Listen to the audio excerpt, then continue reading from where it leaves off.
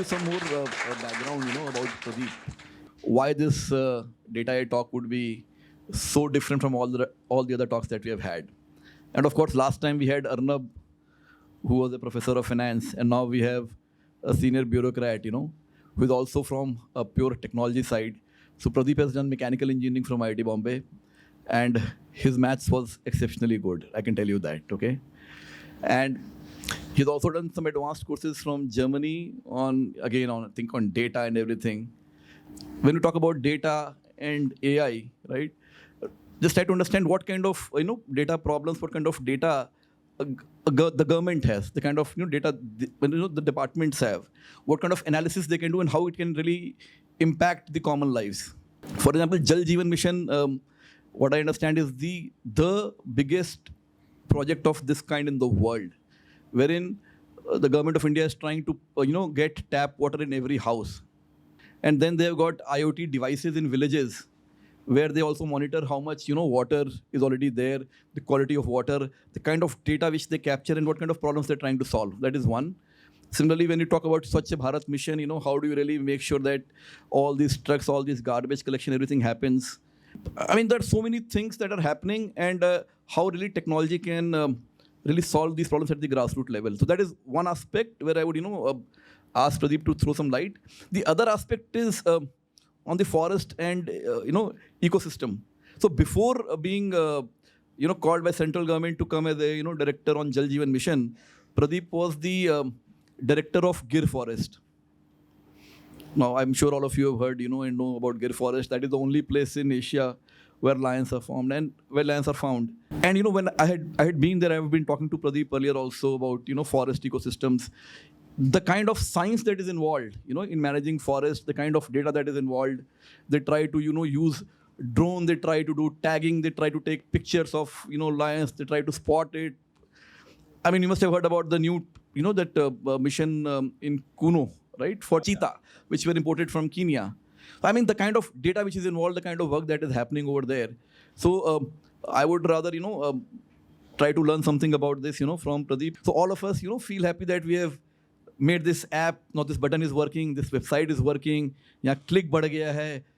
But once you once you understand the impact that the technology can have at the grassroots level, I think you really start appreciating the enormity of the problem.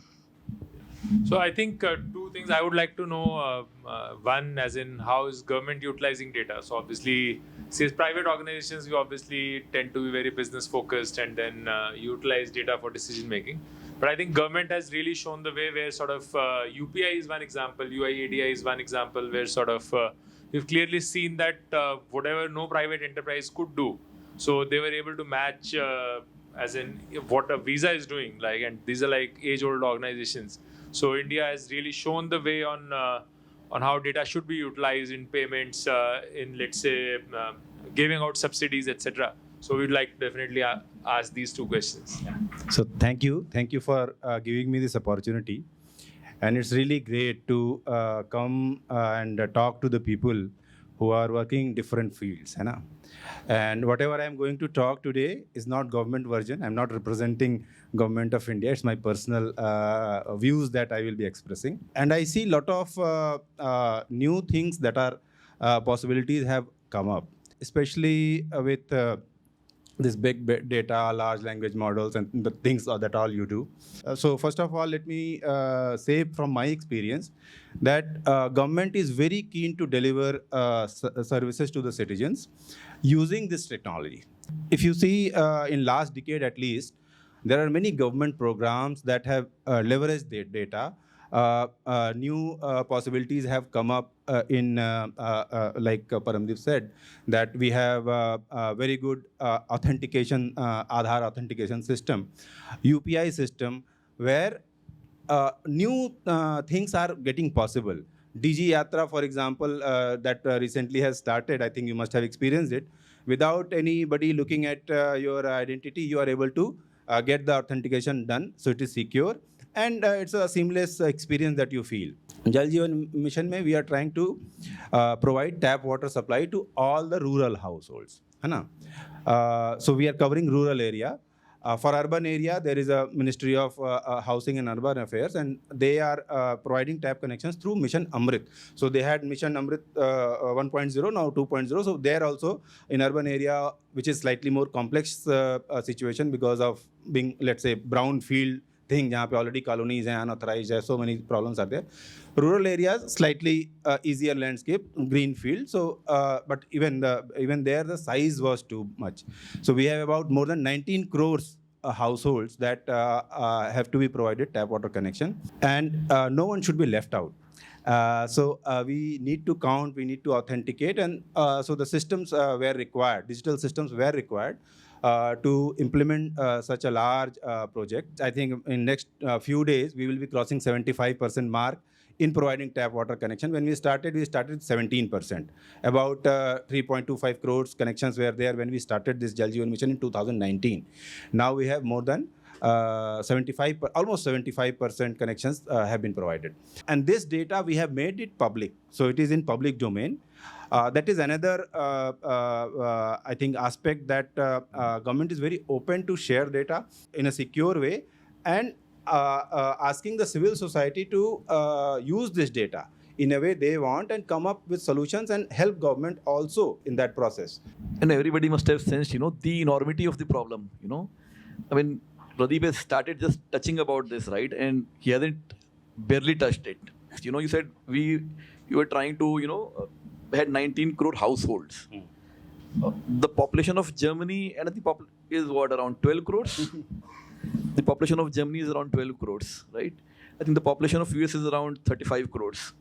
And I think if the households are 19 crores, I think the population that we're trying to cover is 60, 70 crores, 80 crores? Almost 90 crores, yeah. Almost 90 crores. And Jal Jeevan Mission is trying to get a tap in all of them. I think I also, once I talked to you earlier, you said you're also trying to monitor the water quality at all these places. Yes, so that is another very important aspect. First thing is creating infrastructure. So monitoring that infrastructure and making sure that tap connections are provided. But to ensure that water flows from those tap connections, a lot of other details has to be filled in. Again, the technology problem, the issue that when it is insisted and it is given in the guidelines, but what data people are uploading, the certificates, the videos, the resolution, it is not humanly possible to check all the 6 lakh entries that are being done. It will be done over a period of time. So one problem that we discussed with PD and your team, that can we have a system which at least says that, yes, in this video, there are at least 10 people, 20 people, there is a भीड़. नहीं तो मैं ही खुद ही करके video अपना या किसी का मैंने कोई भी कार्टून मैंने अपलोड कर लिया, anything can happen. So is that possible? And the 2 images that we have uploaded, can we verify that those images are correct or not? So that is one part. Now coming to the water quality, there also I think a great innovation has been done in Jal Jeevan Mission. You all have experienced the COVID times, and every one of us, when we tested our, every one of us actually have so many stories to tell, and very difficult stories as well. But during that time, we have this CoWIN platform where all the testing that was being done across all the laboratories, private, government, anywhere, the data used to go to the CoWIN platform. And from the CoWIN platform, we used to know what is the intensity of a COVID pandemic in that place. And we were able to identify the hot spots and take remedial actions. So similarly, with that team, in fact, we worked with ICMR during that time, that we had around 2,000 plus labs, water quality labs across the country. We said that all of them across different states, different locations should report on this common platform in a standard way. And whatever water quality test they are performing will come centrally, and of course the reports will be available to all the stakeholders wherever they feel like. Earlier we used to monitor this water quality from Government of India only once in a year. So we will have typically a meeting where people from state will come and will say how many sources. So it will be written somewhere in the paper, 40,000 sources, and we have tested 12,000 sources or 30,000 sources, whatever, and that's it. So there was no follow-up, no remedial action, nothing that was happening. With this system, the testing increased. Why testing increased? That we started monitoring the villages where no testing was done in last 1 month, last 2 months. And you are saying this was possible to even know where testing wasn't done was because of some technology or something like that? Yes. So that's what I'm saying. So because of it was available in our database, and the data that we are sending were through these common registries. So we were able to identify which are the villages where testing was not done. So testing increased. That is number one. Second, we also said that once suppose a sample is found contaminated, so you take the remedial action. So those things were also become possible. So now we are testing almost 1 crore samples every year. So that sample data of 1 crore is now coming in our water quality MIS. But the good thing that happened was after that. So we had NGO, a partner that was working with us. They said that can we provide this information to the citizen? Maybe 1 crore samples we are testing, but can we know from my village whether the water quality is good or not? How do we know? As a citizen, suppose मैं अपने गांव जा रहा हूँ या आप कहीं भी जा रहे हैं, तो इस गांव की वाटर क्वालिटी ठीक है कि नहीं, मैं पानी टैप से पी सकता हूँ कि नहीं पी सकता हूँ. So what we did was,